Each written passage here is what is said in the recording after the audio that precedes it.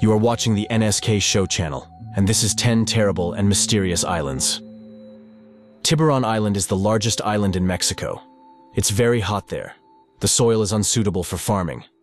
There are plenty of poisonous animals underfoot, and it is inhabited by the Serai people, who were long considered to be cannibals. The island is also rumored to hide immense, ancient treasures, and beneath its surface lies a multitude of precious metals. An Arizonian, Tom Grindel, the island's first discoverer and explorer, made his initial trip to the island in 1903.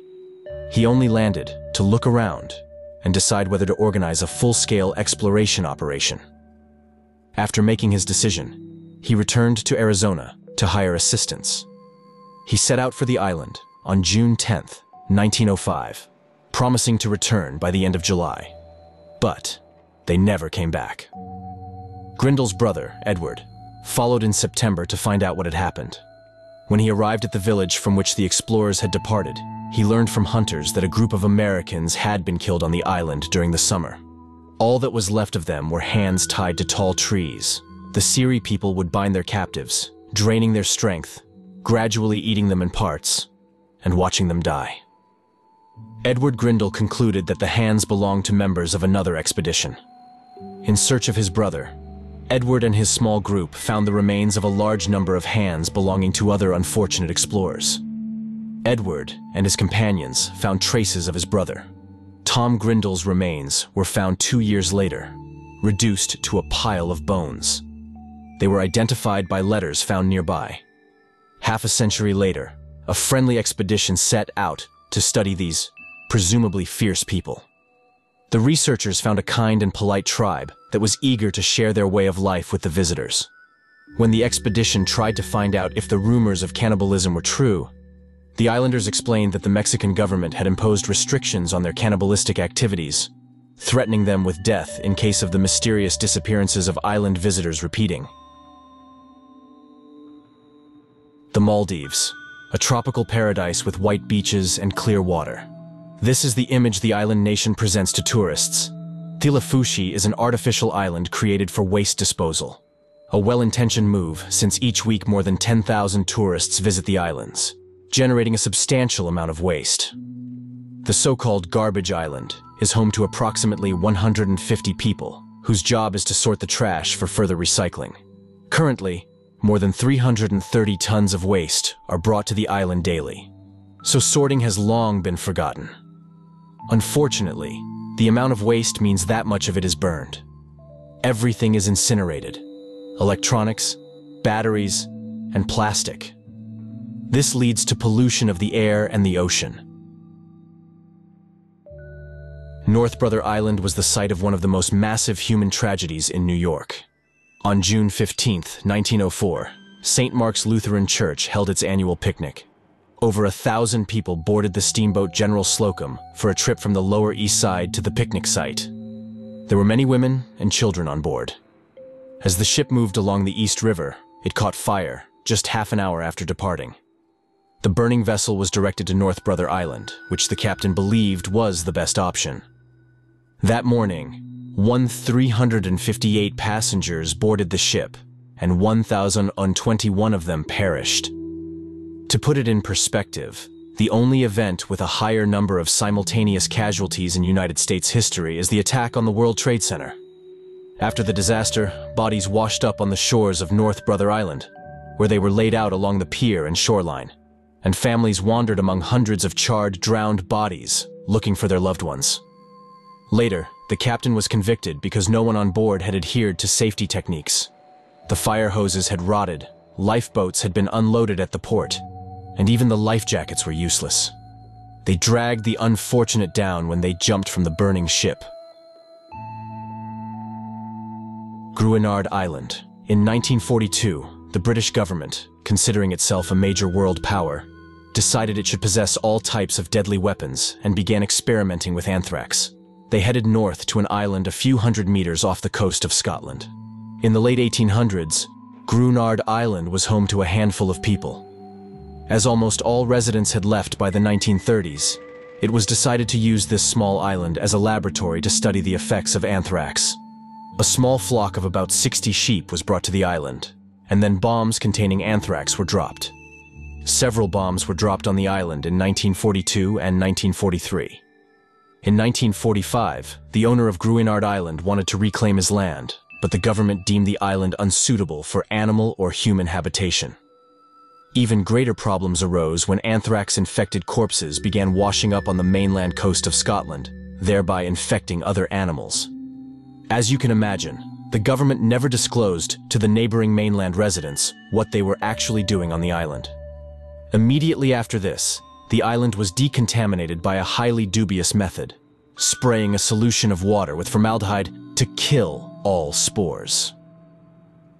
Unfortunately, as soon as the island became safe for habitation, another proposal emerged: to use the island as a nuclear waste storage site.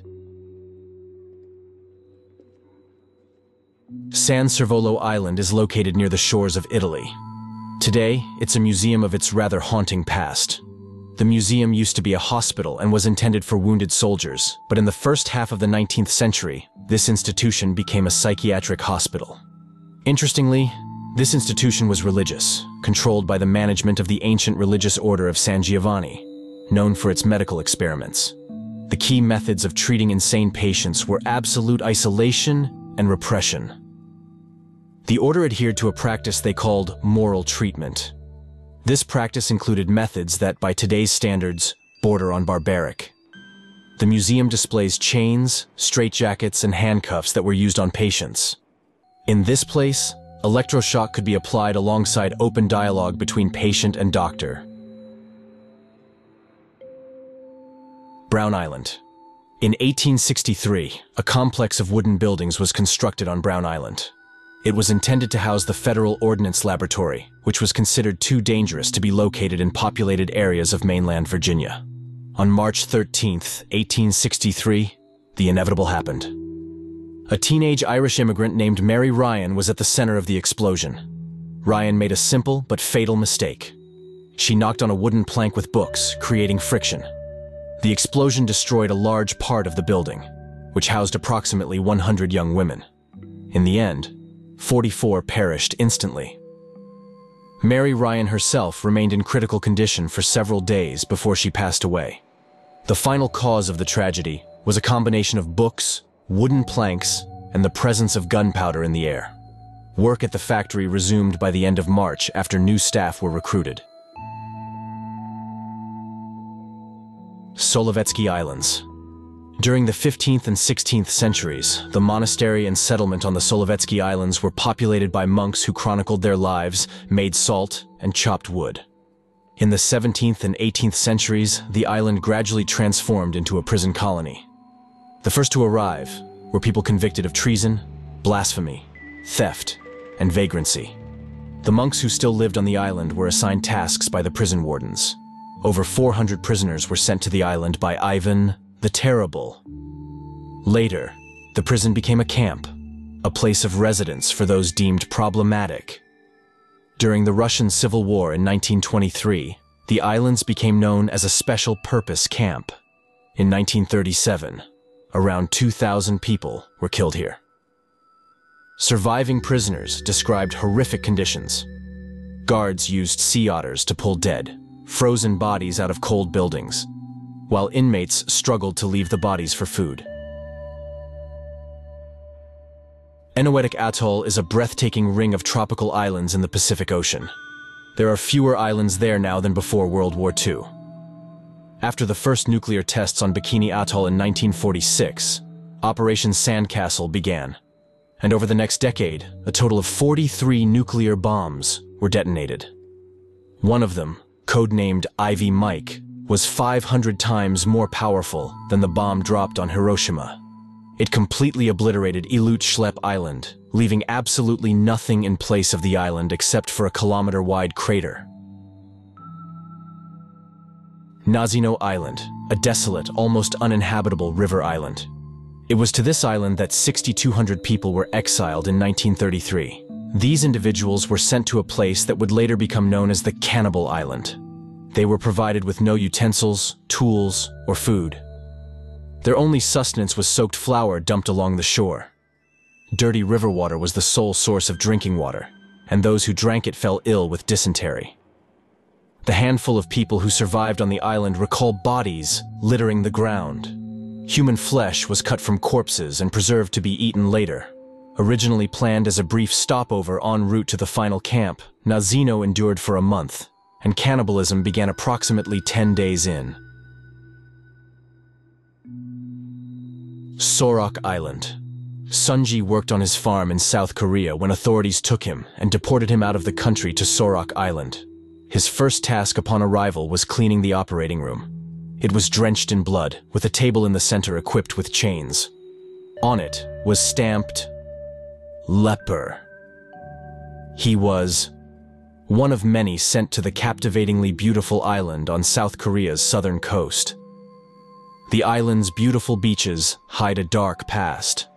Sorok Island served as a leper colony for over 100 years, while under Japanese ownership. But nothing changed when control passed to Korea. Those exiled there were patients and criminals.